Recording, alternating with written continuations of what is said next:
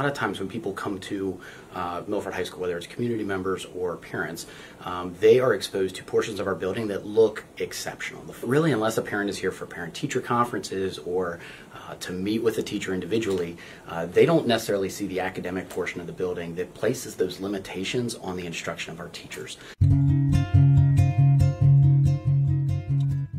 We've got one air handler that serves the better portion of the 10-12 section of the building. That makes it really hard to get adequate control over that portion of the building. So we're looking at making some upgrades and some renovations to allow us to better control those areas, to do it more efficiently. One of the challenges that we're running into is with some of the equipment that we've got that's 30, 40, 50 years old, is that it's getting hard to even find parts for. In first period, when they're trying to heat the building, it's pretty well maintained and we all feel pretty comfortable. But after that point, most of us are wearing our coats for the rest of the day. We in this C hallway are excited about to get a climate that's more conducive to learning when students are leaving to go get jackets or complaining that it's cold, or sometimes the temperature switches in just one period and it goes from being extremely hot to extremely cold. It's hard for kids to learn in that environment.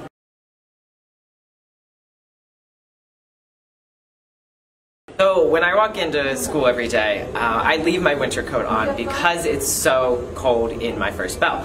And then the disparity of my second bell is so extreme that it's equally as uncomfortable, but it's hot. And that disparity really affects how I comprehend my learning and how I can focus 100%. So in world language classrooms, we, as all teachers do, we have to deliver instruction that the students can hear.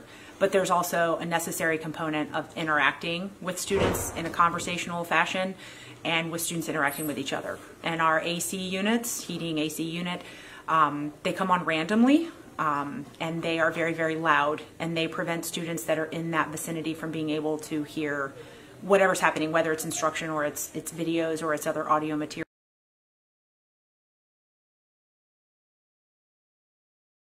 With this new bond issue, we'll be able to put new equipment in there. It'll be easier to maintain. It'll be easier to control. We'll be able to give a good learning environment for our students, a great environment for teachers to be able to teach in and allow them to really do what they're experts at doing. New learning spaces could really help me as a teacher, because as one of my courses I teach is AP Capstone, which is a large blended learning course. We have 60 kids in one class. But unfortunately, with the lack of spaces or larger spaces for us to use now, we have to split those students up a lot. So if we could have a nice learning area that we could schedule out from time to time, we could really get the kids together more and do more activities. Our classroom spaces were really designed for students 30, 40, 50 years ago.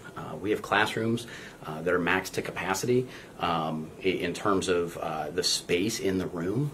We're trying to fit as many desks as possible in there. The newer wing, we have tables or like movable chairs and stuff, but in the older wing we have those desks that are attached, and they're really hard to move around and be part of a group when you have this like big desk in front of you, so you can't sit next to someone and really look at what they're doing or be on the same computer to look at what you're working on when you can't move the furniture to accommodate for a group.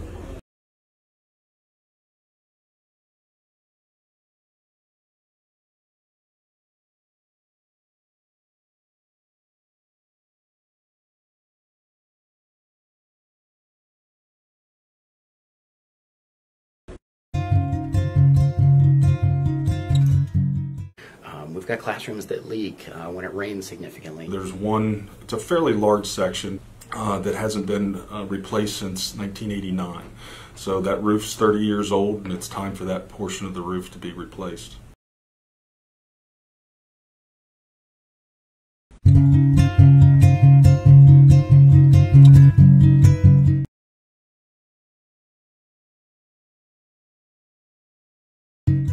There's just a lot of challenges to the instructional space that put those limitations on our teachers.